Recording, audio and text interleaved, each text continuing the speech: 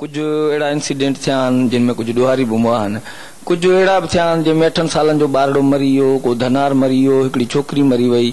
हाँ इहो सॼो जेको आहे पंजाब जी पुलिस जेका आहे सिंध जूं हदूं लताड़े करे ऐं अचे थी ऐं असां इहो बि ॾिठो आहे त उन में कंहिं पुलिस खे उन्हनि इतला न ॾिनो आहे या अहिड़े क़िस्म जी उन्हनि न कई आहे जे मक़ामी माण्हुनि जे चवण जे मूजिबि त उन खां पोइ का अहिड़ी कार्रवाई न थी, उन्हनि जे ख़िलाफ़ का अहिड़ी FIR न थी ऐं अॼु ॾींहं ताईं कॾहिं बि सिंध जी पुलिस मतिलबु उते पंजाब जे इलाइक़े में बि ॾुहारी आहिनि जेके सिंध खे घुरबल आहिनि त असां इहो ॾिठो आहे त कॾहिं सिंध जी पुलिस को उते कार्रवाई या कॾहिं माण्हू पंजाब जे हदुनि में माना न मारियो आहे। हो अचे हेॾे ऐं मुख़्तलिफ़ क़िस्म जूं कार्रवायूं कनि था। उन में 8 सालनि बारड़ो मरी थो वञे, हिकिड़ी छोकिरी ज़िंदगी मौत जी कश्मकश में तुला थी थिए, बिल्कुलु ॾुहारी बि उते हूंदा। पोइ उन सिलसिले में तव्हां मतिलबु छा था कयो? इन में ॾिसो लॉ बिल्कुलु क्लियर आहे। अगरि त को ॿारड़ी जीअं तव्हां चओ था या को नंढो ॿार मरी थो वञे, ऑब्वियसली उहो क्रिमिनल कान्हे, को क्राइम में उहो इन्वॉल्व न आहे त उनजी त FIR हुनजो राइट आहे। दे can always go for lodging the FIR।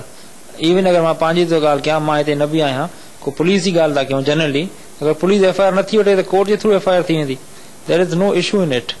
बाक़ी हाणे रही ॻाल्हि इहा त पुलिस मूंखे 8 महीना थी विया आहिनि हिन डिस्ट्रिक्ट में, 7.5 महीना। इन में तव्हां सही था चओ त असां को अहिड़ो को इंसिडेंट कोन पेश आयो आहे जंहिंमें असां पंजाब वञी करे ॾुहारी मारियो हुजे या कोई ख़ुदा न ख़ास्ता शूट आउट में को बेगुनाह माण्हू कोलेटरल डैमेज थियो हुजे। लेकिन इहो ज़रूरु थियो आहे, तव्हांजी नॉलेज में आहे या न आहे, असां खोड़ माण्हू ॿधा आहिनि सेफ असां परसूट में ई। हिकिड़ो कोबर ॿधोसीं, मोटरसाइकिल फोर करे वञे पियो, सातकाबा जो रहिशी आहे, उहो असां संजरपुर में वञी करे गिरफ़्तार कयोसीं।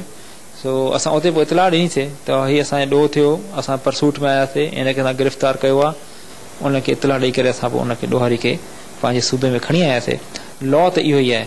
बाक़ी अगरि उन में मिसयूज़ ऑफ लॉ थिए थो त उन में कोई बि मथां लॉ खां कोन्हे को, न का पुलिस आहे, न को ऑफिसर आहे, न को जवान आहे।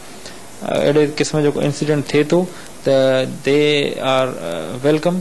उहो ज़ाहिरी ॻाल्हि आहे, उन राइट आहे न, it is there right, they can always go and get FIR registered.